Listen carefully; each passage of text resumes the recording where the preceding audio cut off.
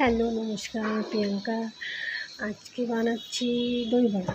আজকে বানাচ্ছি না, শুভ বাবার জন্মদিনের দিন দই বড়াটা বানিয়েছিলাম, তাই ভাবলাম রেসিপিটা আপনাদের সঙ্গে শেয়ার করি।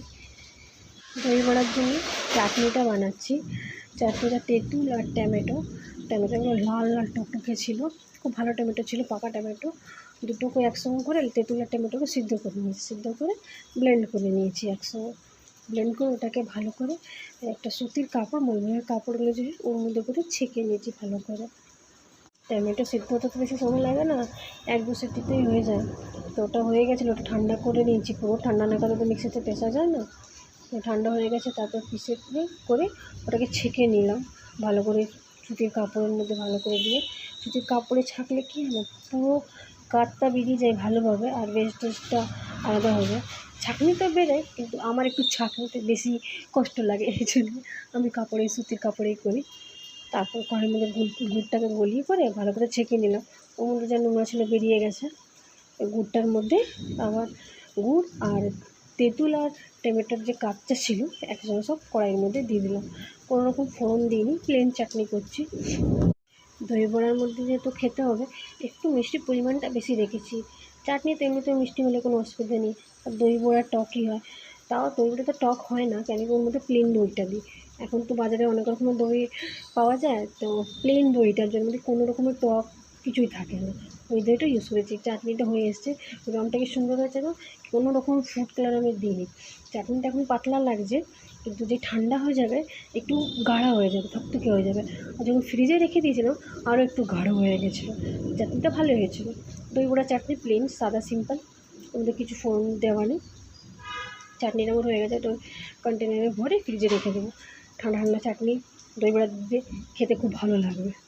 চাটনি রেডি হয়ে গেছে, এবারে ওটাকে ফ্রিজে তুলে রেখে দেবো। ইয়ে, এবার পালা দই বড়ার মেন ইনগ্রিডিয়েন্ট ডালটাকে সকালবেলায় ভিজিয়ে দিয়েছিলাম। ডাল তো ভিজতে বেশি সময় লাগে না, সকালে ভিজে দিয়েছি, দুপুর দিকে ওটাকে ভালো করে ধুয়ে করে বেটে নিয়েছি। আর একটুখানি আমি গামলার মধ্যে জল রেখে নিয়েছিলাম, পুরো জলটা ঝরাইনি, যেহেতু ডাল বাটার সময় একটু জল লাগবে, মানে কি শুকনো ডাল তো পুরো মিক্সিতে পিষা যাবে না, এই জন্য। আর বেশি জল দিলে পাতলা হয়ে যাবে, এই জন্য হালকা হালকা জল দিয়ে আমি পিষে নিয়েছি। ডালটা কত টাইট আছে দেখাই যাচ্ছে, বোঝাই যাচ্ছে। এই ছোটো খুন্তি দিলে নাড়া যাচ্ছিলো না। তারপর যা বাচ্চা ডাল ছিল আমি সব একসঙ্গে বেটে করে মিক্সির মধ্যে গ্রাইন্ড করে আবার এখন ডালটাকে ফেটতে হবে ভালো করে। নুন দিলাম, পরিমাপ মতো নুন দেবো, কিন্তু দইতে নুন পড়বে, উপর দিয়ে আবার নুন পড়বে ওর মধ্যে, এই জন্য নুনটা একটু কমই দিয়ে দিলাম। হাতে ভালো করে ফেটবো ওটাকে, ভালো করে ফেটতে একটা বাটিতে জল নেব, জলের মধ্যে ওটাকে দিয়ে দেখব যে ওটা ভাসছে কি না। যদি ভাসে, পারফেক্ট ডালটা ফেটা হয়ে গেছে। আর যদি ডুবে যায় তাহলে জানবে যে একটু আরও ফ্যাটার দরকার আছে। ডালটা মোটামুটি ফেটা হয়ে গেছে, এবার একটা বাটিতে জল নিয়ে চেক করে নেব যে ওটা ঠিকভাবে ফেটা হয়েছে কি না। আমার ডালটা ভালোই ফেটা হয়েছে, এই যে জলে ভাসছে দেখাই যাচ্ছে। তাও একটা আরও দিয়ে চেক করলাম যে না, ফেটা ভালোই হয়েছে, খুব ভালো হয়েছে। তা এদিকে আমি তেলটা গরম বসিয়ে দিলাম, একটু তেলটা গরম হয়ে যাবে ভালো করে। আর মা এদিকে বড়াগুলো তেলের মধ্যে ছাড়বে। মা ব্যাটাটাকে ভালো করে ফেটে নিল একবার, ফেটে তেলে দিলে কি হয় না, বড়াটা তো ভালোই হবে, আপনার অবজর্ব করবে, খুব সফট হবে বড়াটা। আমি এদিকে ভিডিওটা এডিট করছি, একজন ওয়াকারে ঘুরে আমাকে হা করে আওয়াজ দিচ্ছে, মানে ওর সঙ্গে কথা বললো, আমি কার সঙ্গে কথা বলছি। এখন এত দুষ্টু হয়েছে, ওর সঙ্গে কথা না বললেও কার সঙ্গে যদি কথা বলি বলবে এদিকে দেখো, মানে ওর সঙ্গে কথা বলার জন্য একদম আওয়াজ দিতেই থাকবে। যাই হোক, আমার বড়াগুলো ভাজা হয়ে গেছে, তেল দেওয়ার সঙ্গে সঙ্গে কেমনি ভেসে উঠলো। বড়াটাকে বেশি ভাজিনি, বেশি ক্রিস্পি করিনি, যেহেতু আমাকে দই বড়া বানানোর আছে, এখানে বেশি ক্রিস্পি করলে কি হবে না, বড়াটা শক্ত হয়ে যাবে আর দইটা অবজর্ব করবে না।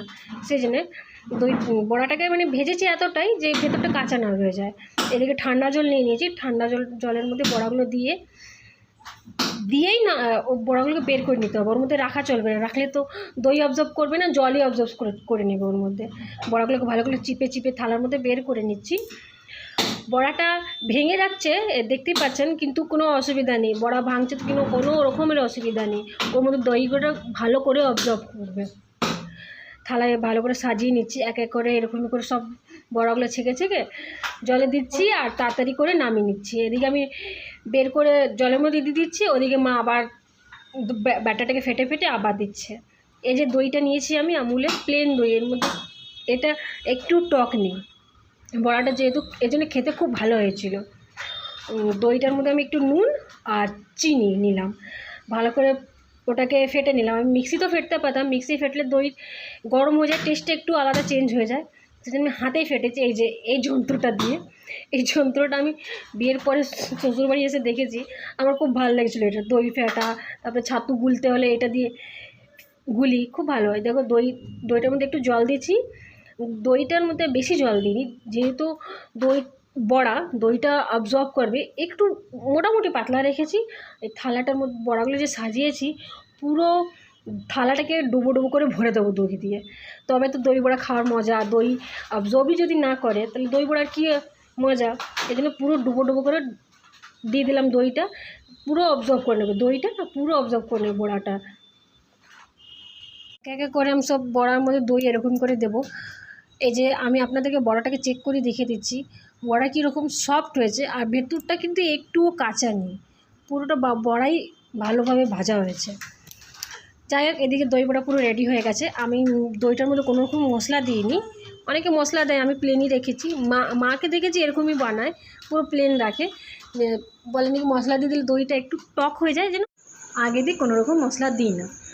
এদিকে কিছুটা ভাজা জিরা টালা দিয়ে বেটে নিয়েছি, কিছুটা সেও ভাজা, বিট নুন আর ধনেপাতা কুচি কেটে রেখেছি। আর এই যে চাটনিটা আমি যে বানিয়েছি, এবার গার্নিশিংয়ের পালা।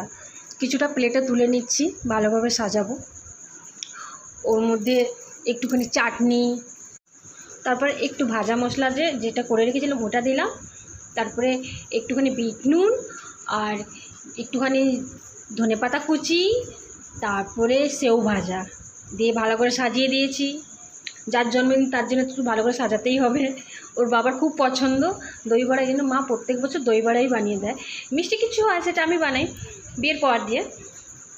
এদিকে চঙ্গু মঙ্গুরে এসছে, ওদেরকে দিয়েছি, ওদের খুব ভালো লেগেছে, এই যে রিয়াকশন ওদের দেখতে পাচ্ছেন। এবার আমি একটু টেস্ট করবো কীরকম হয়েছে। বড়াটা এত সফট হয়েছিল, দইটা খুব ভালো অবজর্ভ করেছিল। আমার ভিডিও কীরকম লাগছে একটু কমেন্ট করে জানান, like and subscribe and comment. Thank you so much.